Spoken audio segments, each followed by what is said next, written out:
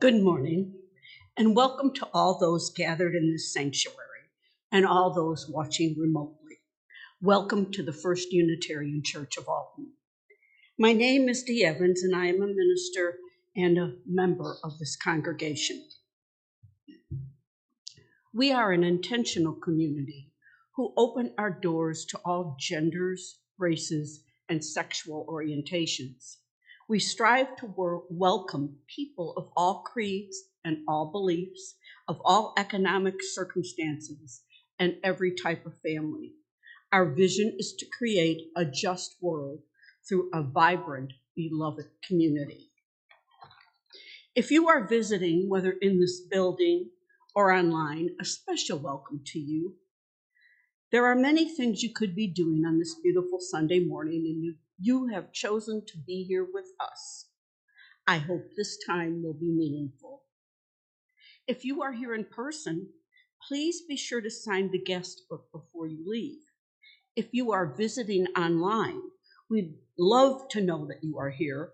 You can go to our website and email us on firstuuchurch at alton@outlook.com. We begin our worship with a prelude by our accompanist, Joy Heff.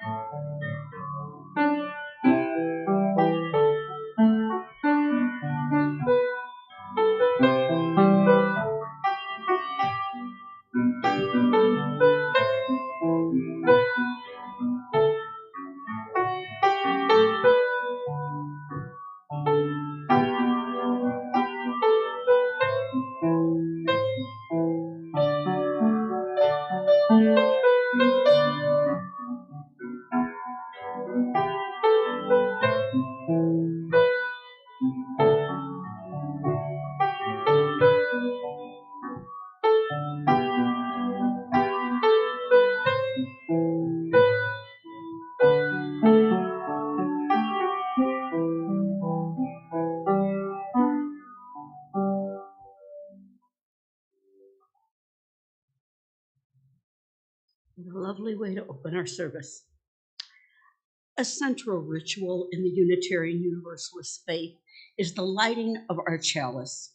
It symbolizes that we have entered a sacred space and are preparing our hearts for the blessing of our beloved community.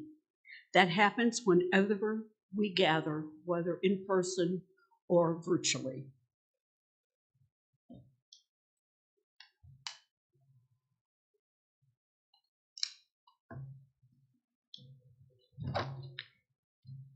If you are watching elsewhere and have a chalice or a candle, please light it as we did here to join us. Now, please join me in saying the unison lighting words projected on the screen.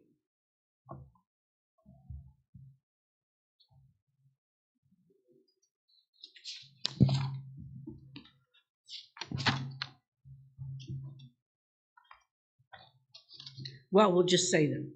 We hallow this time together by kindling the lamp of our heritage.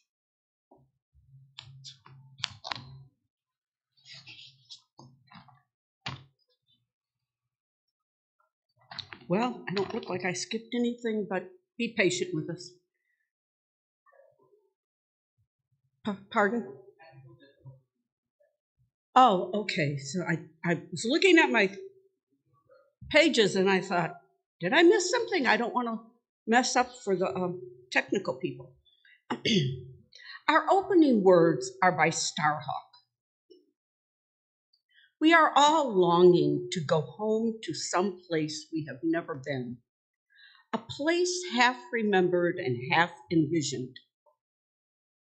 We can only catch glimpses of them time to time. Community. Somewhere there are people to whom we can speak with passion without having the words catch in our throats. Somewhere a circle of hands will open to receive us. Eyes will light up as we enter. Voices will celebrate with us whenever we come into our power. Community means strength that joins our strength to do the work that needs to be done. Arms to hold us when we falter. A circle of healing, a circle of friends, someplace where we can be free. We are in that place of community and freedom now. The hymn, Where is Our Holy Church, reminds us what our church really is.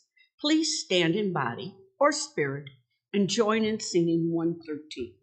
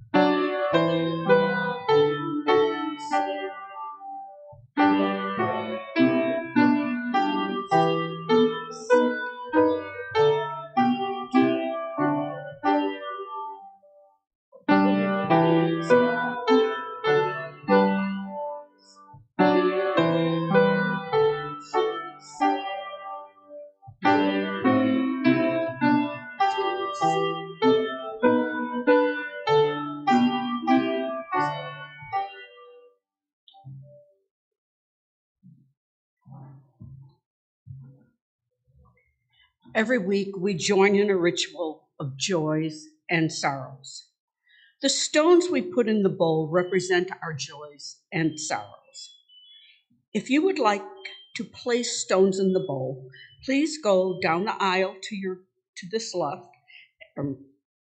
I don't know why it says left. Go down this aisle over on this side.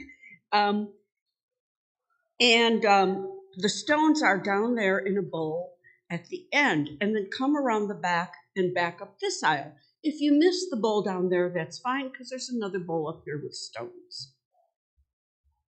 If you are watching at home, you may want to take stones and place them in a bowl. May we all hold a place of comfort and support for ourselves and each other as we do this ritual.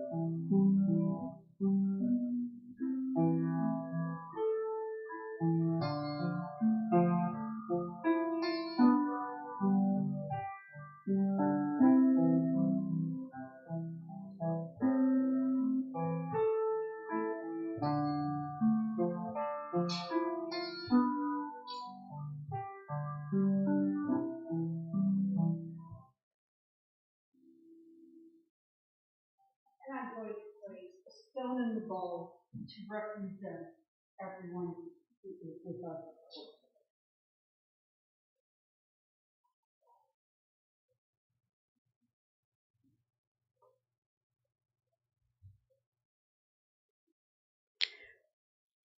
Please rise as you are able and join in singing.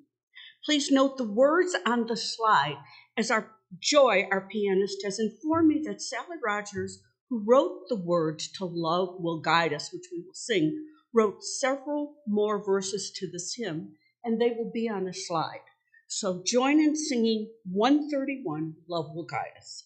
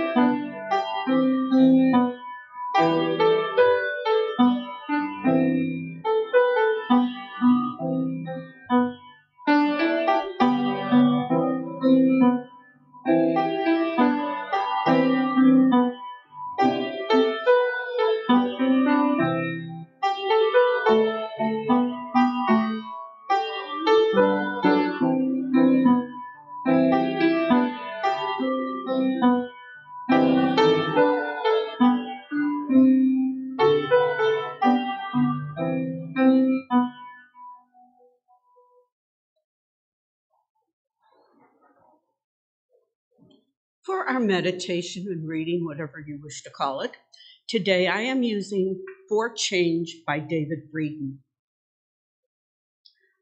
For the setting sun from an airplane window, for the rising sun from a train window after riding all night, for the rising sun and setting sun in directions that feel foreign, for the sunlight even when we are lost,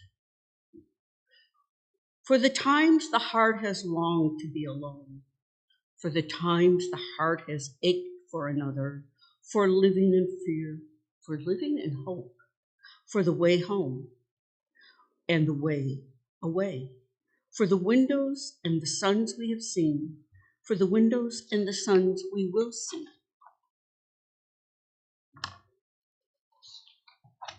For memory and forgetting, for the change that is our lives. For the change. This congregation is going through a lot of change.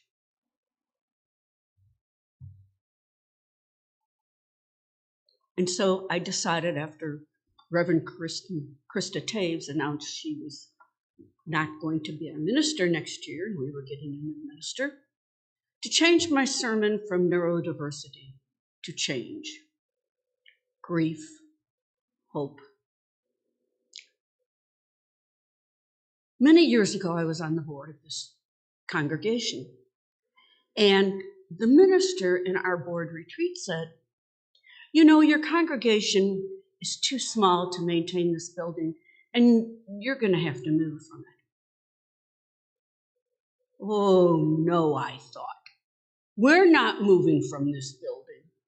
Oh, no, I've sat in that sanctuary too many years looking at this beautiful wooden ceiling. I've sat looking at that chandelier that was here for years and years and years and studying the glass windows. Oh, no, we are not moving. So I decided to find out how to get the money to keep the building. So I called upon a wizard.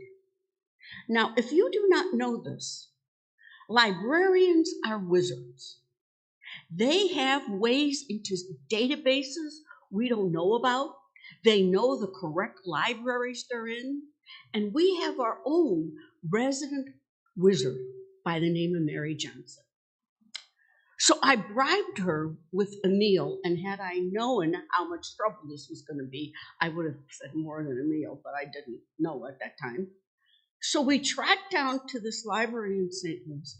She goes through this database looking at grants. I don't know how many. Pages and pages and pages of grants. And through this all, she finds one that will go to a church for an elevator. Now, I'm excited because that's a big expense. So we call Project Impact. And if you're not familiar with them, they deal with all issues that have to do with accessibility. They go through the whole church and they say, Albee Street entrance would be your best bet. We'll even help you go to City Hall and get the spaces on the side of the church made handicapped, if nothing else, on Sunday. Great. Where am I going to get the rest of the money? So I was going to General Assembly, and I know there are two UUA, Unitarian Universalist Association, grant giving entities. So I make my way to the first booth, and I ask for an appointment. The guy says, "You need an appointment, I'll talk to you now." And I say, "I'm from First Unitarian Church of Alton." And he says, "If you're looking for a grant, we're not giving to churches that don't have parking lots." I said, "We have a parking lot." And he looks straight at me and says, "Yes, it's across the street. And it's not really yours. It's City Hall's." Now, I don't know how this man knew all this. I have no clue, because I just approached him to make an appointment. I didn't give him a heads up. So if the end result is No, we're not giving a grant to churches that aren't accessible, but we're going to put an elevator in. That's why I want money. Parking is too far. I couldn't speak to him, so I thought, well, there's another grant organization. So I trot my way to that booth, and essentially the same thing happens. I thought maybe there's some secret grant someplace. But you know, grant giving places do not favor churches. They stay away from denominations because they don't want to be seen as supporting a religion, particularly if they have a certain political status. So I'm saying this because I was dismayed, but I was not stopped. At that time, we had an administrator who had a lot of access to the trades. So I said, can you get me some rough estimates, like for the windows to be replaced, but not if there's, something like rotten wood and we got to replace it. Just rough estimates. What would the windows cost with the labor? And I got them for the roof and the windows, and I forgot what all, maybe a new furnace we needed at that time. And I looked at that, and I knew that that minister who said in the board meeting we were going to have to get rid of this building because we could not adequately support it was correct, and I was wrong. It took me a while to sit with that.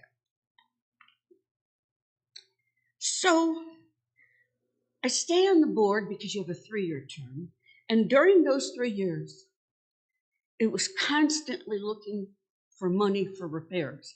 Not because this building is terrible, but because it needs constant maintenance, as any building does. If you don't put money into your house, it too will eventually have big problems. And I got tired of hearing about repairs and money, and by that time I was board president. And when I got called in the middle of the night because an alarm went off for the wet basement, I was done with this building.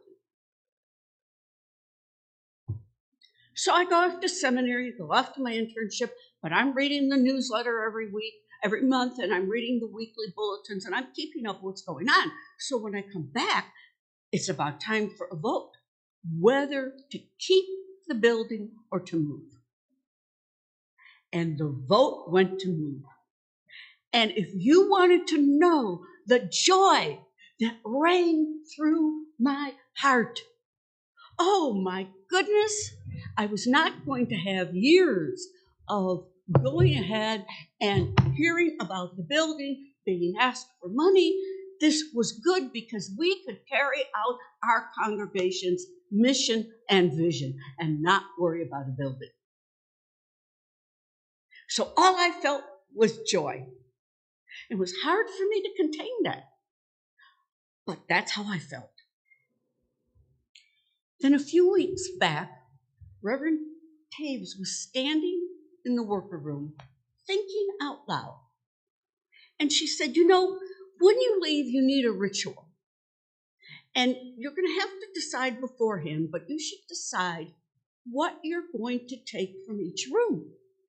So you should all profess into the sanctuary, take an item that represents what you're taking with you from this room. Then you should come into the worker room and do the same thing. And then you should go into Emerson Place. And when she said Emerson Place, this wave of grief came over me, nearly as bad as when my husband passed.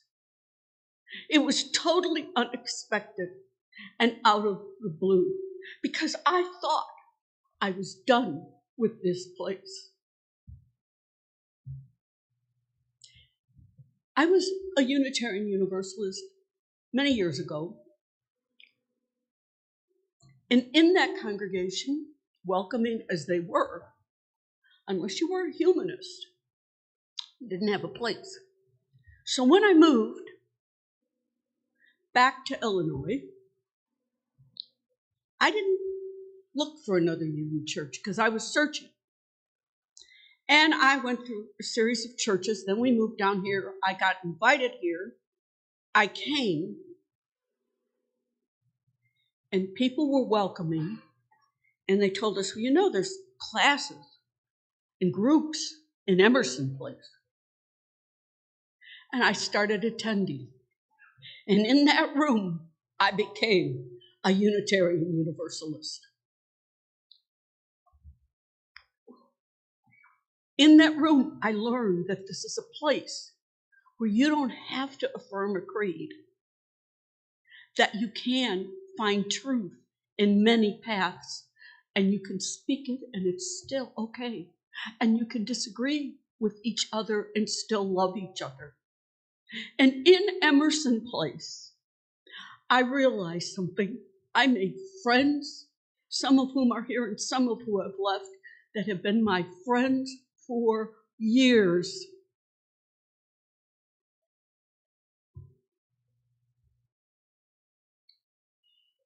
It was hard for me to realize that my emotions about moving were not simple, that they combined joy and grief, great grief.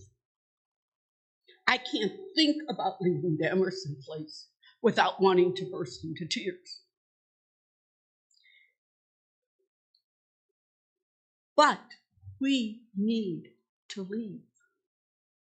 It was the right decision because our congregation needs to move forward so that we can grow and so that, yes, we can do what we have said we're going to do, be inward seeking and outward reaching.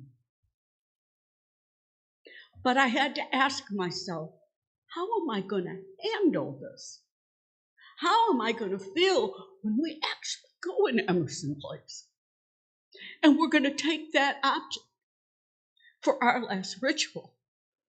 How am I going to handle it when I realize the room that symbolizes hope and community to me won't be ours anymore?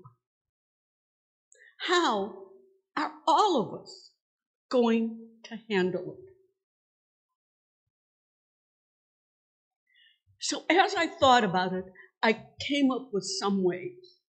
They may not all be helpful, but to you, different individuals find different ways of coping.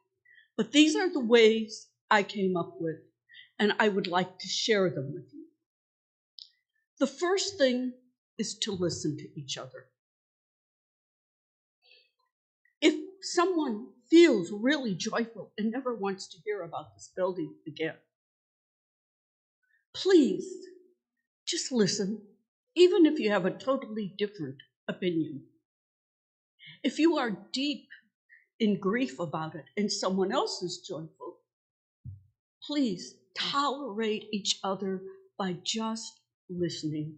We don't have to comment all the time, and I'm including myself in that because I tend to comment.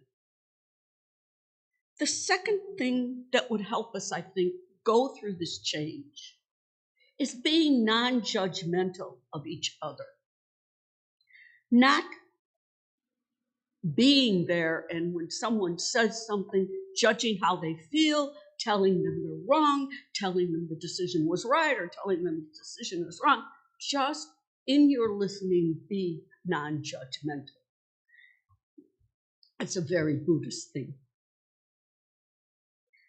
And the third way I think we can help each other is to just be there for each other.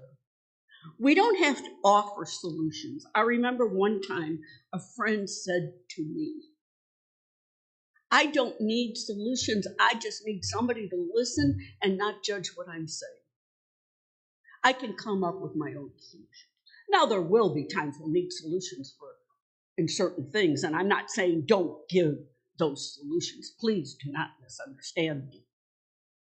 But, when I say we need to be non-judgmental, I don't mean if you see us making a decision that could hurt the congregation, you don't say something. I'm not saying that. I'm saying in our interactions with each other, this may help us make it through. The next thing is to offer our support support to one another. Now, what do I mean by support? Do you see this thing? This big piece of furniture here? I can't stand it. I don't like it. I didn't like it from the day I walked in. And we're not the only congregation that has a piece like this. I don't like it. Now, let me tell you why. My philosophy is that whoever is standing up here is a member of this congregation. Yes, you might want to raise them up so they can be seen while they speak. But do we need all this barrier between us? No. And I wish all churches and congregations that have them would get rid of them. And I say that because life is changing, and people who come to churches don't want to see traditional things, even though we may love them. Now, I'm going to give you the flip side of that. I know someone who loves this and insists it comes with us. And the reason being is that in this pulpit has stood a bishop. Yeah, a bishop. Not a Catholic bishop, but a bishop. In this pulpit has stood a theist. In this pulpit has stood an atheist. In this pulpit has stood a pagan and a Buddhist. And all of that represents that we as Unitarian Universalists know that there is not truth in one single place. But we can search for truth in many places. This represents that, this pulpit, this piece of furniture that I don't like, represents all that to that person, and they want it to come with us.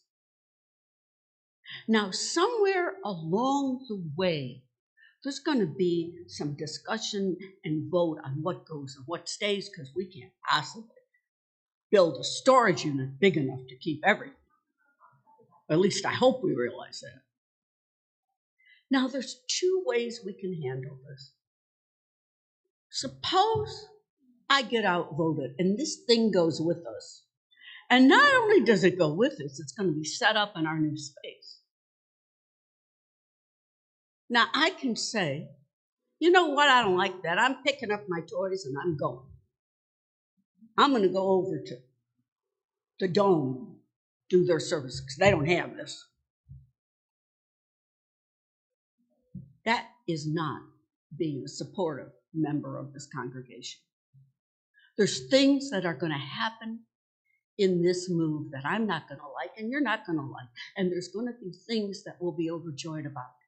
And supporting our congregation is being willing to compromise with all of this and understanding that nothing's going to be perfect. Nothing's going to be all my way or all your way. It's going to be messy. I remember Reverend Jeremiah Sunshine Wolf, who also did not like this piece, standing down there saying spirituality is finding meaning in the messiness of our lives. I still have that in my phone. So support for one another is going to be finding meaning in the messiness of the move we're going to have. The last thing I want to say about the move is honoring our ancestors. We used to have a sign in there, maybe it still is there, but I don't think it is, 175 years. This congregation at that time was 175 years old. I have no idea how old it is now. 187, thank you. Okay. You know what? It didn't start in this building. It started in homes. And it had a messiness of moving to various places but they kept on and prevailed until they found this place. And in this place, to help this congregation go on, is actually people's retirement money. They took money out of their accounts to keep our congregation going, not just their pledges, but more. People who had no money came and did great volunteering work to keep our congregation together. People who could sweat and sometimes in repairing things actually bled. That is our heritage. It is 187 years of finding ways to keep us together. If we remember that and we honor it as we move, then we will have a move that will lift up and raise up that heritage, and our ancestors can be proud of us.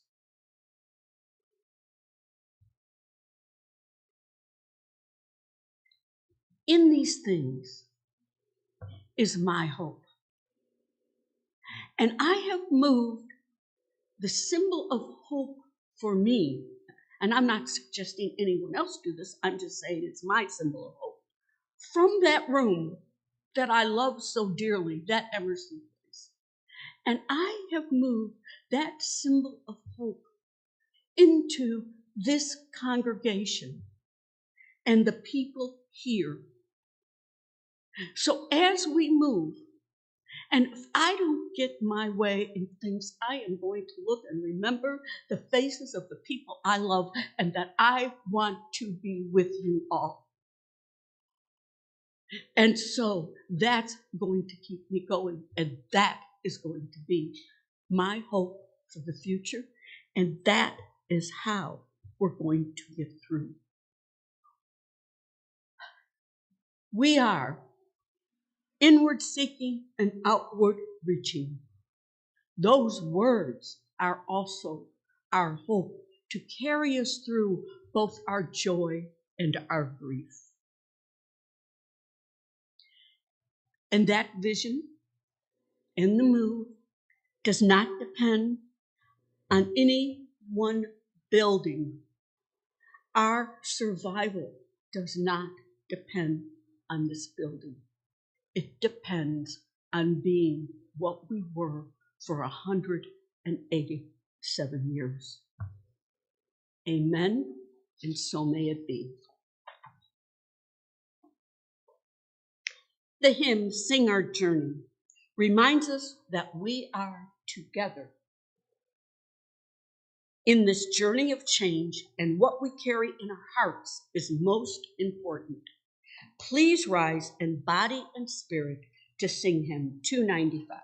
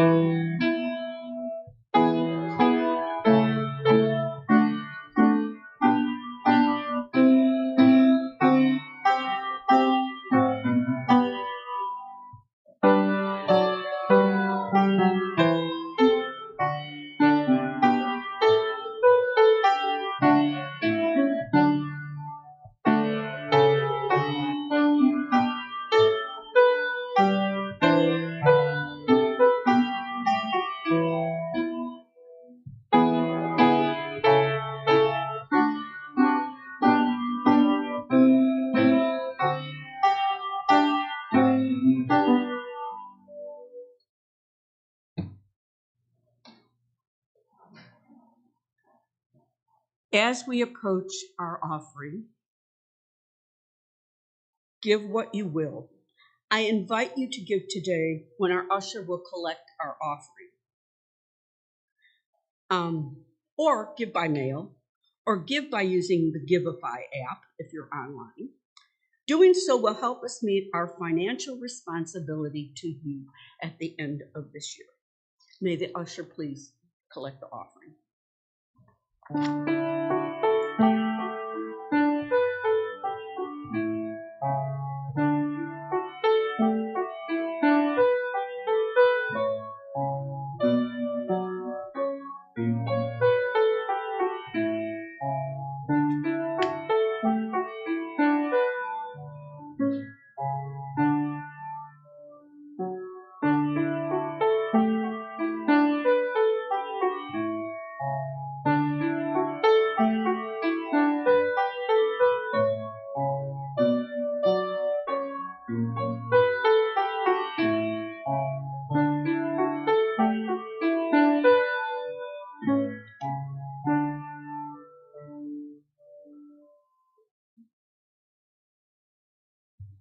Please join me in our offering. Please join me in our offering prayer, which is projected above. May this offering equip us to inspire love and seek justice. Thank you. As a congregation,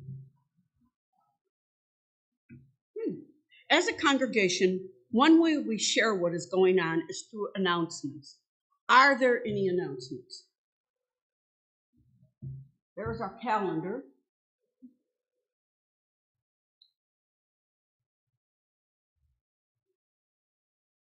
And we have a potluck next week. So, okay. If there are no announcements, I'm going to go to our closing words. Our closing words today were written by Sarah York, an author and a retired UU minister. We receive fragments of holiness, glimpses of eternity, brief moments of insight. Let us gather them together for the precious gifts they are, and renewed by their grace, move boldly into the unknown. As it is our tradition to open our service by lighting a chalice, it is also our tradition to close the service by extinguishing the chalice. Please join me as we extinguish our chalice by saying the words projected on the wall. The light cannot be we are keepers of this light until Thank you to Joy Heft, our pianist, and Alex and Katie Heft, our technical team. Without them, the service would not have gone as gracefully as it has. So now let us end our service with a postlude played by our accompanist, Joy Heft.